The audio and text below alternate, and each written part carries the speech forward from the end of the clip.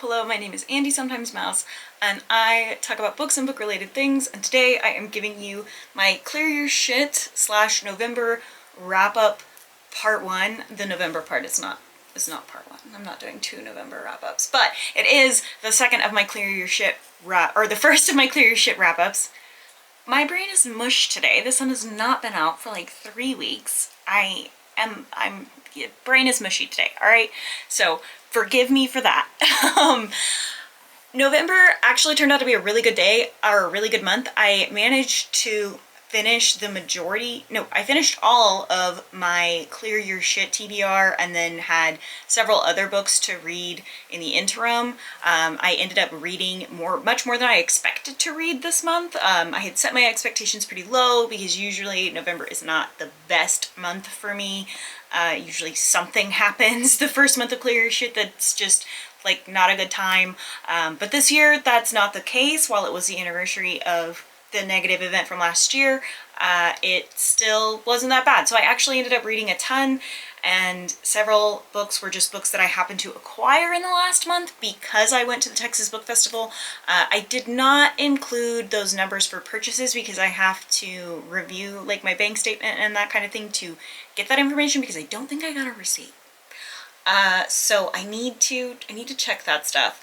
However, this is my November wrap-up. So let's go ahead and get into the stats for this.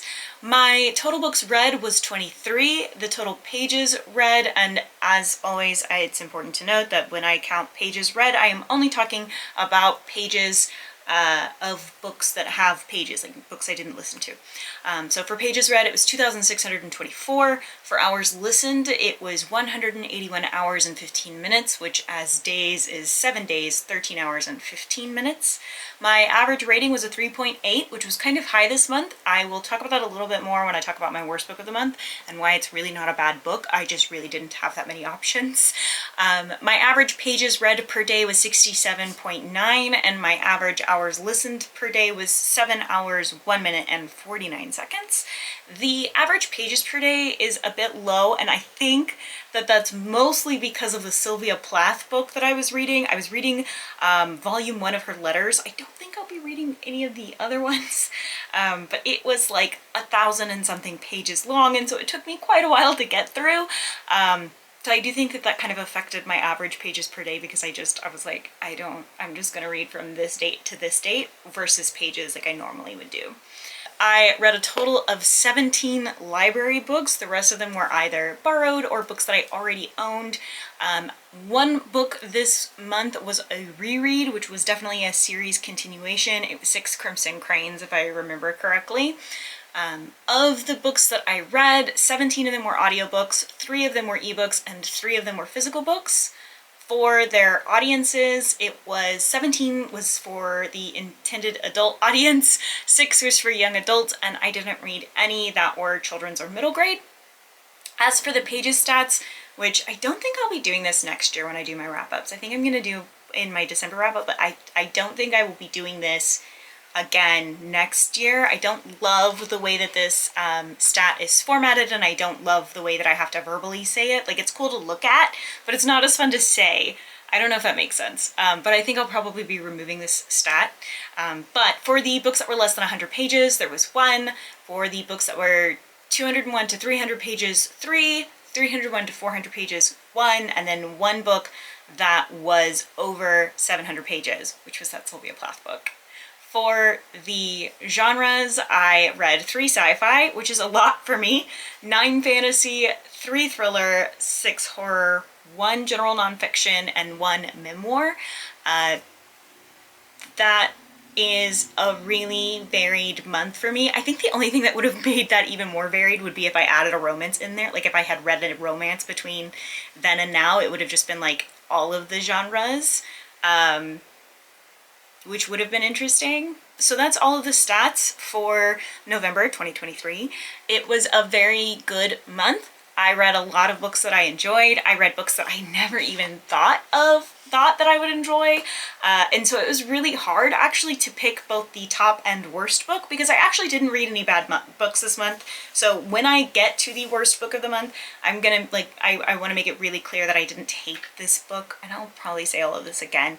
Sorry to repeat myself, but it is what it is. My top books, for the first time in a while, I actually have 5 top books because I couldn't choose between these top books. So first one, and these are not in any order, like of best to worst or anything, it's not in any order.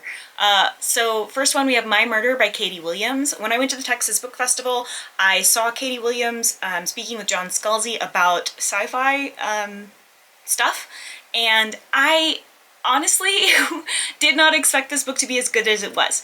And that's not to dig at Katie Williams or anything, the plot, I don't know. It's very similar to Echo Wife by Sarah Gailey, but it was a wild ride, y'all. It was I didn't even know where that book was going to go. I was so surprised.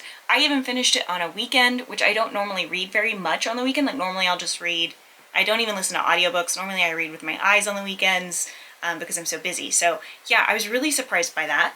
Then we have Starter Villain by John Scalzi, which I did also buy at the Texas Book Festival and got signed.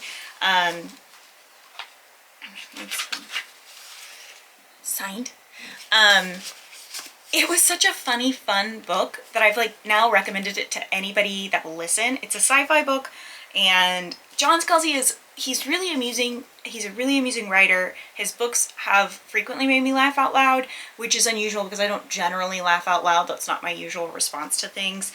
There were some very quotable moments, both in humor and also in insightfulness about capitalism and the world that we live in, etc. I really appreciated that there wasn't any kind of romantic subplot situation. The closest thing to an in-depth relationship conversation was about the guy's cat. So, nothing too romantic, which I really appreciated because I don't think this month I would have benefited from any kind of romantic reading. So I really, really enjoyed this. I thought that it was a fun read, and I probably am going to end up reading it again. Next up, we have A House with Good Bones by T. Kingfisher. That was a super solid horror about a house.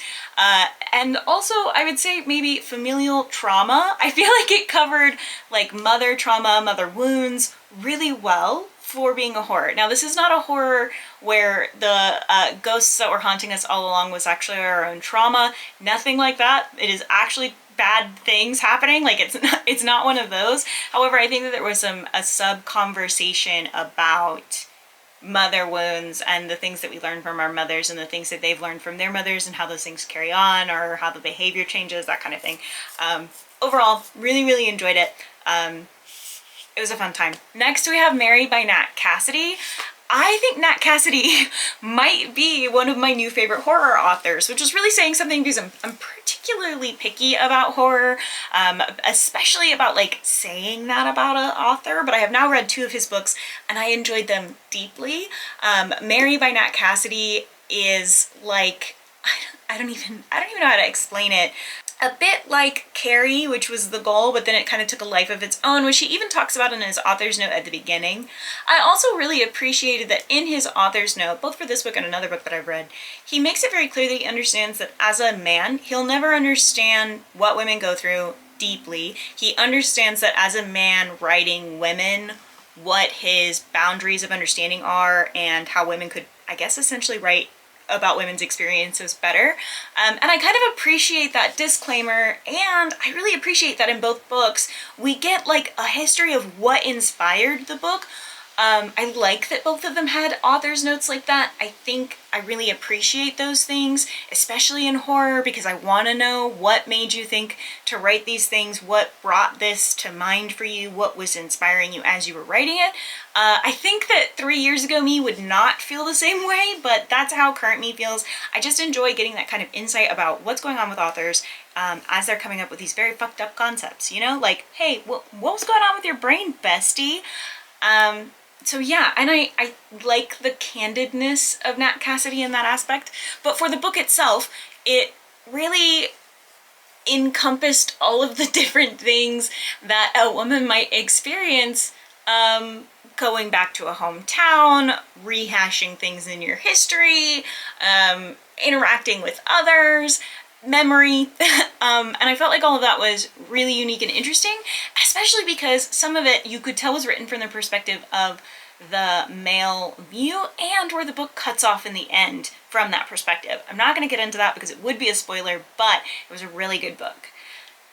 Next we have Black Sheep by Rachel Harrison. This was another one that I was surprised was a 5-star read for me. However, I will add that I rated it 5 stars because I didn't take it that seriously. And when I was reading through some of the reviews, I think other people were taking it very seriously. And I was thinking of it as almost a dark comedy. And no, it is not branded as a dark comedy, but I am almost a black comedy, right? Like one of those like horror things that have humorous aspects to it, like think like the Menu movie, right? So that's kind of how I was viewing this. Basically our main character, whose name has slipped my mind, Vesper, because it wasn't a real name, like a real normal name. Basically, Vesper was raised in this religious cult. What I did love was that, for whatever reason, I didn't register that it was a satanic cult. So Vesper was raised in this super, super religious, conservative cult that was a satanic cult, and escaped, which no one escapes ever, and then Vesper gets invited to go back, and things are going awry very quickly. I enjoyed it a lot. I did find the ending a bit lackluster, I will say, but I felt like for the content involved and the length of the book, it was a really solid one. I also am just really loving this increase of pink covers for horror. Pink and red, right? I think it's fun. It's fun for me as someone who everything I do obviously is pink. So I'm enjoying it. Not everybody else might, but I am. For the worst book of the month, and like I've said multiple times, it is not a bad book, it is just the worst book that I read this month, and I try to pick one no matter what. That would be Garden of Earthly Bodies by Sally Oliver.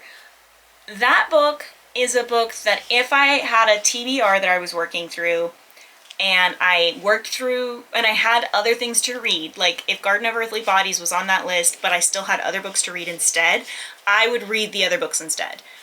If that makes sense. Like, it wouldn't be a first pick for me. I rated it 3 stars. I found it a bit boring.